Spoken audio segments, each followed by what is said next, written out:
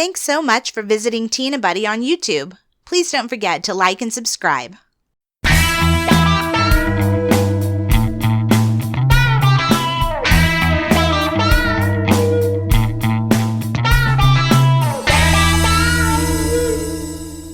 Hello and welcome to the Tea and the Buddy podcast. I'm Dominic. And I'm Erica. Today's episode is about Sean Connery, who sadly left us at 90 years old on Saturday. Yeah, we had something else planned for today, but Dominic is a huge Sean Connery fan. Connery, yeah. We didn't really see a way around doing this episode. Yeah, we had to do it. I had to do it. I had to talk about him, so... Yeah. Yeah. So here we go. We're talking all about Sean Connery. I'm sure you guys are into Sean Connery as well. He was in so many things. He was in so many films, yeah. Even if you weren't like a James Bond person, then you were bound to have seen him in something else. He was... Someone said it, he was the UK's greatest film star. He was Britain's greatest film star. And I believe that. Yeah, I think that. I can't think of anyone else. Charlie Chaplin maybe, but really he was kind of American by the end of it all, you know. Was he? Everybody thinks he's American. Sean Connery, he couldn't get away from the fact that the man was Scottish. He had Scotland Forever tattooed on his... Did he really? Yeah. Oh, I didn't know that. On his arms, yeah, he had it done in the Navy. Anyway, he was born in 1930. Yeah. And he was born in Fountainbridge in Edinburgh, in Scotland, which has been largely, redeveloped today. Yeah. I think he came back in 2010 to, unveil a plaque or something, saying this is where I was born. I was going to say, they renamed the place Sean Connery Land. Well, they may do after this now. They may do, and I wouldn't blame them. The greatest living Scot, he was known as, Yeah. And his name was Thomas Sean Connery. Oh. Yeah, his first name was, and he was called Tommy in his youth, Yeah. And, because he was quite a small child, and then he, by the time he was 18, he'd grow into his full height of 6'2", so he was known as Big Tam. Big Tam. Aye, Big Tam. Yeah. No Big Tam. He lives up in Edinburgh. Aye, Big Tam. So, but he had how he got his name. He said, oh no, I was using the name Sean Connery before I was acting, because when actors start to act, they have to change their name because there's another Sean Connery out there, eking out his living on the register, Yeah. And he says, no, I had an Irish friend called Seamus. Oh yeah. Who, when we get around his friends, they call me Sean because it's an Irish name. It's Irish for John, I think, actually, isn't it? Which is probably why John Lennon named Sean Lennon Sean, because it's Irish for John. Maybe, yeah. But yeah, he had that, and he was, but he was known Big Tam, because he was muscly and everything. And there's the famous story is he grew up in poverty and one room house with a shared toilet and and bathroom and whatever, in a tenement in Edinburgh, and he was a milkman. That's how he earned. Oh yeah. He was a milkman. God, I'm gonna have to get a biography about Sean Connery. I don't really know that much about his life. He was. He had a younger brother called Neil, who was an actor, but really he wasn't. It was just, is he still alive? He's still alive, as far as I know. Nothing really is. He's kept very under the radar since his spaghetti Italian spy film OK Connery came out in the 60s. OK Connery? It was to capitalize on the success of the Bond franchise. Oh, and God. it's Operation Kid Brother, and it starred many of the people who were in the James Bond films, Bernard Lee, Louis Maximus. It was made by an Italian company, so they were like they were mad for James Bond back then. So they were like, we got to make this, and of course, it's okay because we've got James Bond's younger brother. Oh God. And it was pretty terrible. I mean, I've seen like clips of it and stuff, and it was just like a spoof, Yeah, his first job was like a milkman, and he was delivering milk around Edinburgh, and apparently one of his deliveries was to Fetus, or Fates, I think it's called. It's like the Scottish version of Eton. Oh. And apparently that's where James Bond in the stories spent after there was an incident in Eton, he went to school in Scotland. He went to this, so it was like that. There's that connection again. And when he came back in 2009, he said, I was in the taxi going around Edinburgh, and the taxi was, when I took a taxi during a recent Edinburgh Film Festival, the driver was amazed that I could put a name to every street we passed. How come, he asked. As a boy, I used to deliver milk round here. I said, so what do you do now? That was rather harder to answer. It's like, how do you know? A taxi driver doesn't know he's got Sean Connery in the back of his car, Well, I guess how do you know? Did you grow up around here? You would be thrown for a loop, though. Plus, he's a little old man already in 2009, He still looked like Sean Connery in 2009. I mean, you wouldn't expect Sean Connery he had to be taking his little golfing cap and everything, and he looked like. But taking a taxi, he was, it's just kind of like you just know it's him. I don't know. It's like you don't have to be James Bond fans or even a film fan to know. Oh, that's Sean Connery. Yeah. The greatest living Scot. Yeah. In when he was around 16, he joined the Navy. And that's where he got his tattoos. Oh, yeah. Mum and Dad in Scotland forever. Scotland forever.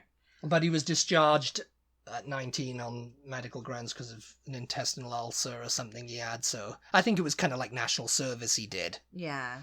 Or something. But then, around that same time, he became interested in bodybuilding. Oh, yeah. And his website says he placed third in the Mr. Universe contest from 1950, but there's other people who say no, it was 1953. Okay. And he was, because he was doing, because there's a lot of those old, like before they were famous photos of him going around, where he's doing the poses and all that, and he kind of got disinterested in it around that time because he was kind of into everything. He was playing football as well. And apparently Matt Busby, who was then manager of Manchester United, saw him, and it was while touring when he was becoming an actor. He was doing a tour of South Pacific. Oh yeah. He was in one of those like tours around the country or whatever. He was like, it was a small role. It was on, the stage and everything. Yeah. Matt Busby saw him when he was playing against a local team or something. Apparently he happened to be there scouting, and he offered Connery a contract, and he turned it down. It was like 25. It's hilarious though, because so much of these people from back then, it was just kind of like they were totally just spotted and scouted because they were attractive, right? It's like, oh, I can't act. What do you mean? Yeah. It's just like, oh, don't worry about that. I think the South Pacific thing. There was a bodybuilding competition going on at this theatre in Edinburgh, and they said, oh, they're looking for people to play a small role in this production. You should go along and do it. You'd be perfect for it. Oh, okay, I'll do it.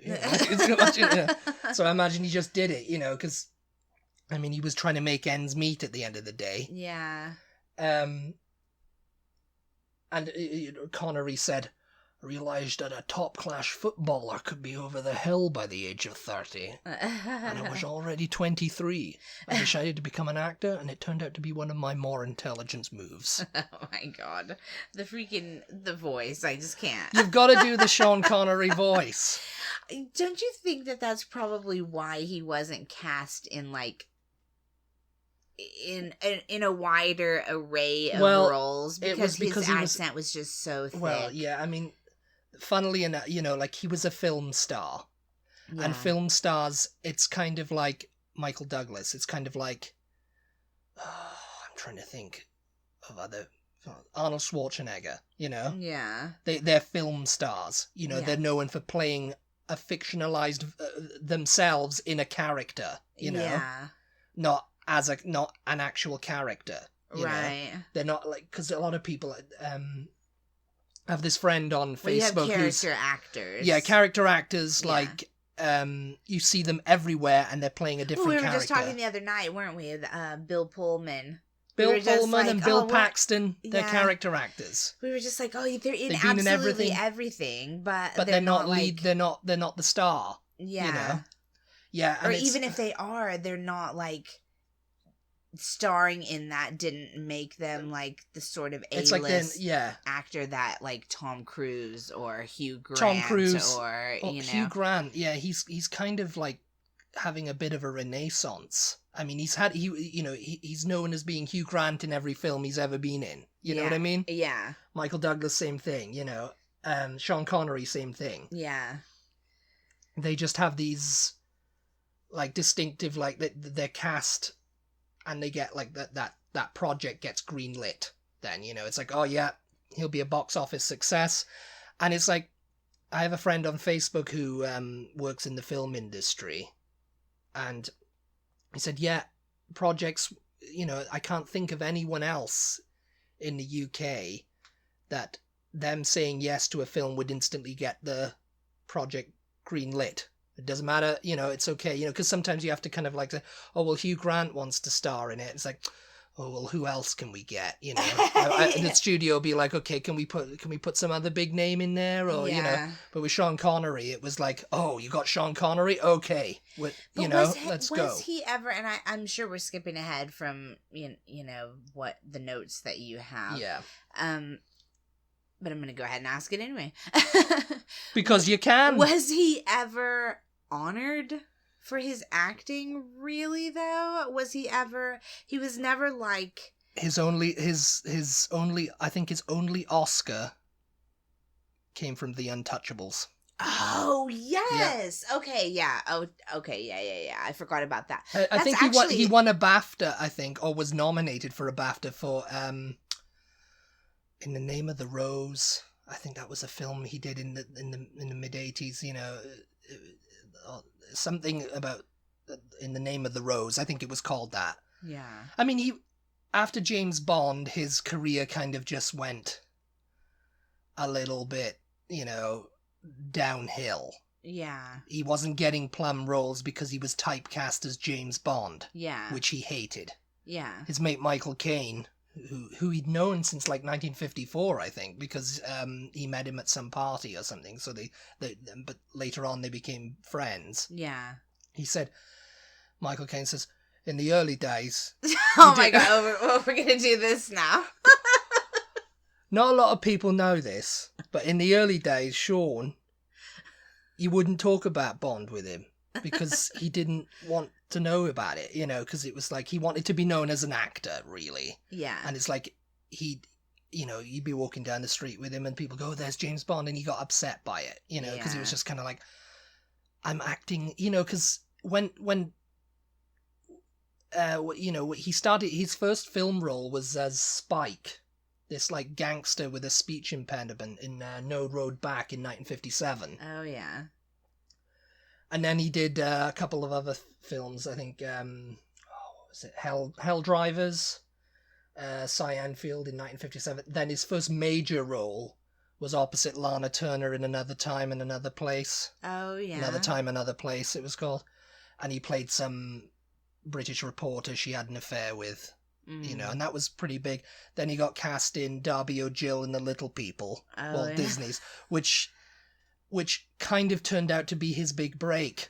Yeah. Even though it didn't really do that great at the box office and stuff. We watched that. We watched it not that long ago. And I mean, it's not too bad, but, you can see it's like one of those things that they stick that thing on Disney Plus, that like, oh, this cultural and, depictions are out of date and all that kind of stuff. He played like the opposite Janet Monroe in that. You know, it was a bizarre kind of. It was basically a big stereotype of Irish folklore. Yeah.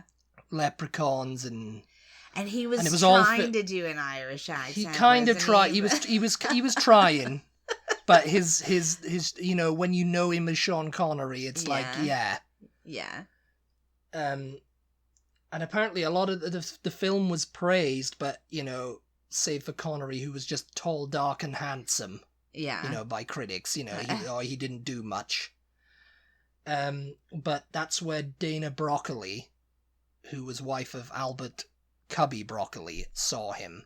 And when they were looking for a guy to play this British secret agent, Ian Fleming's character,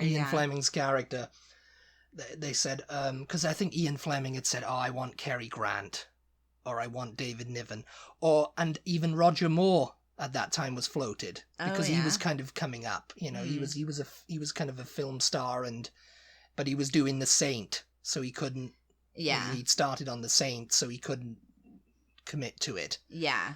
And Cary Grant was like, nah, you know, I don't want to do it, you know. Yeah. I don't want to be committed to a film series, you know. Yeah. Because they were planning to make this a film series. He thought he was too old, too, didn't he? Cary Grant said, yeah, I'm a bit too old for this now. Yeah. You know, you need someone a bit younger. Yeah. David Niven, again, he was a bit too old for it, too. Yeah. So, apparently it was Dana Broccoli going to Albert, you know, this is the guy we need. This is the guy.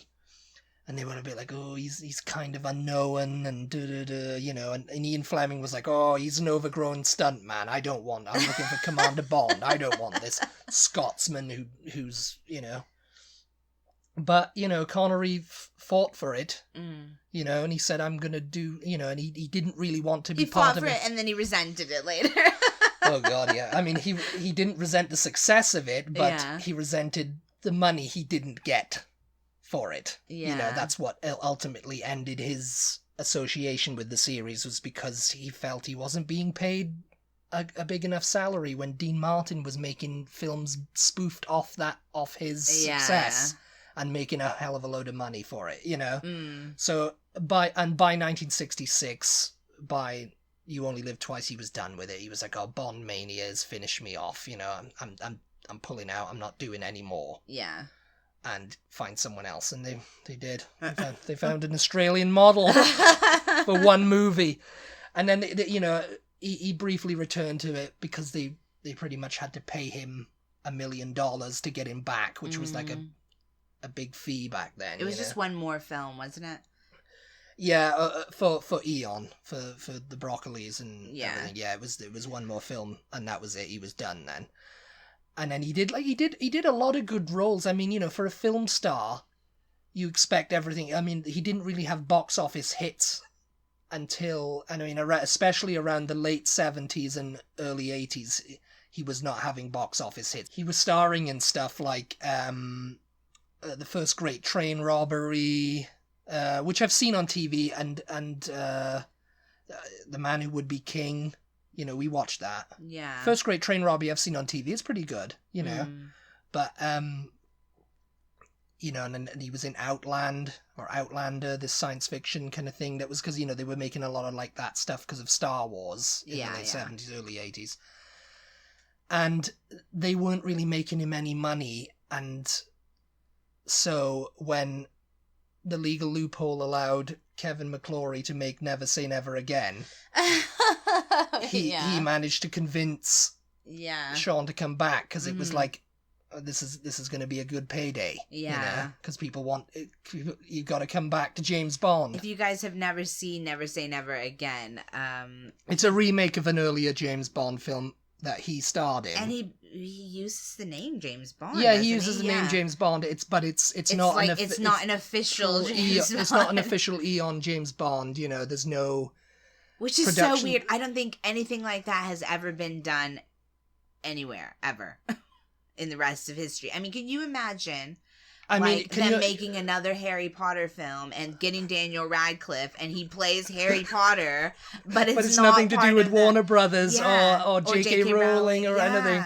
It's just like, can you imagine them getting to do, that would be actually quite hilarious, you know. It's never, ever been. Harry Potter, you know, a seasoned wizard, you know? Yeah, it's like, never been done, has it? It's never really been done. I mean, they did a spoof. It's kind of like really, really crazy when you think about it. They did a spoof of James Bond in 1967 with David Niven and Peter Sellers and Ursula Andress, who was in Sean Connery's first Bond film, Dr. No, and a few other people. And it was a spoof of Casino Royale, but it was terrible because it was all disjointed. It was like this crazy, it was like an acid trip. And then, you know, David Niven was James Bond, Peter Sellers was James Bond, and there was like several directors and everything attached to it. Yeah. But yeah, but Never Say Never Again was just a straight remake of Thunderball. It had Kim Basinger in it, one of her very early roles. Yeah. And he was like, Connery, I think he was in his he was about 53 then. So he was coming back as this old, and they put him in freaking so much makeup and put a toupee. He didn't want to wear the toupee. Yeah. He didn't want to wear the makeup. He wanted to like be a kind of an older, rugged Bond, but they were like, nah, you got to put the toupee on. You got to be like it was back then, you know? Yeah. And that went head to head with Octopussy at the box office, which was starring Roger Moore as the official Bond, you know? And of course, that was it for him with James Bond. That was his final role. It wasn't bad. It was just a straight remake of Thunderball, really, you know, just kind of updated a bit, you know? Yeah. Yeah, you could watch that one first and then Never Say Never Again. It would be, you know, just 20 years between, you know. But yeah, then he had like Highlander and which was kind of like, it's a cult classic that now. But then the Untouchables came along, and that's kind of what restarted his... The Untouchables, I think, is the first thing I ever saw him in, because I didn't really get into James Bond until I met you, I think. Yes. Yeah. I mean, actually, I had seen it on, obviously. My grandpa watched it, but I never sat and watched it. But the Untouchables, that was like right in my lane. You know, that was the kind of thing that I really like. And De Niro played Capone in it, didn't he? Mm-hmm. Yeah. Yeah. They wanted to get Bob Hoskins for it, I think, and people were like, Bob Hoskins would have been perfect as Al Capone. He looks exactly like him. That's funny. And, you know, he did you thought Bob Hoskins was American anyway, so he was like doing that kind of thing. But they got De Niro. I mean, De Niro does a great job anyway. I mean, De Niro's born to play those roles. Kevin Costner in it, and he was an Irish beat cop. Yeah. Sean Connery, Malone. Yeah. And he gets killed in it, doesn't he? Yeah, Spoiler alert. I mean, people have... Yeah, he does. But, you know, the funny thing is I was quite young when I saw it for the first time. And I just thought, wow, he's an old man. But I thought he's really gorgeous. He's a really attractive old man. And it probably helped that, like, my mom and grandma and whoever else were there were like, yeah, Sean Connery. You know? Sean Connery, yeah. But, yeah, I remember... you know, if I don't know if you guys know, but Dominic knows I have a thing for little old men. So it's just like he was like Connery was never a little old man. I mean, he was always quite tall. I mean, you know, you shrink as you get older. I think he retained his height.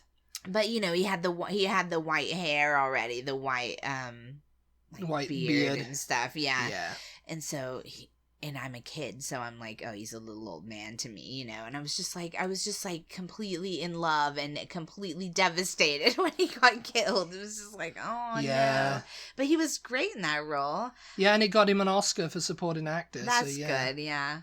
Then a couple of years later, I mean, he started doing those kind of films, and it was kind of like that was his way back into box office success.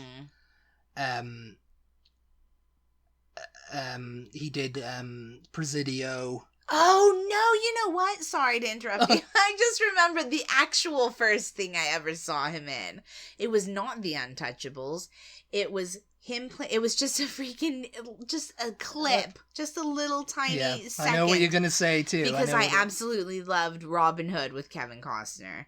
And I watched that over and over and over and over as a kid. And he's King Richard at the very end of that. Yeah. Literally. It was a cameo. It was out of nowhere. Yeah, literally. He wasn't even credited for it. So and I don't know which one was filmed first, but I definitely saw Robin Hood before I saw The Untouchables. Robin Hood was filmed after it. It was filmed after. Yeah. Okay, so that's how they got him. He was great. Kevin Costner was like, come on, come be King Richard. Yeah, I mean, Connery was great at playing kings. I think he played the king in Time Bandits, which was in 1981. He should have. Oh, that's and he played King. Oh, was it King Arthur? I think in First Night with Richard Gere, which was a flop in the mid 90s. Yeah.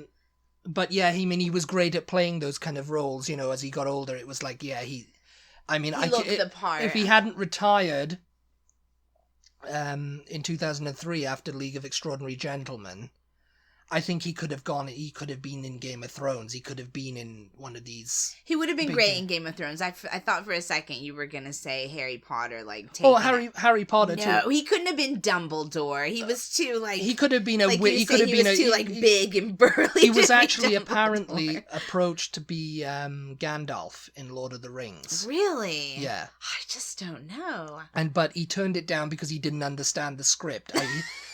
No, he didn't live in anyone's fantasy world or sci-fi world. Well, I mean, he did do some sci-fi films in the early 80s. He was the voice of Dragonheart, wasn't he? That film Dragonheart. Oh, was he? Yeah. I mean, Highlander was kind of a fantasy film too. But it was kind of the thing. But yeah, he didn't understand the role.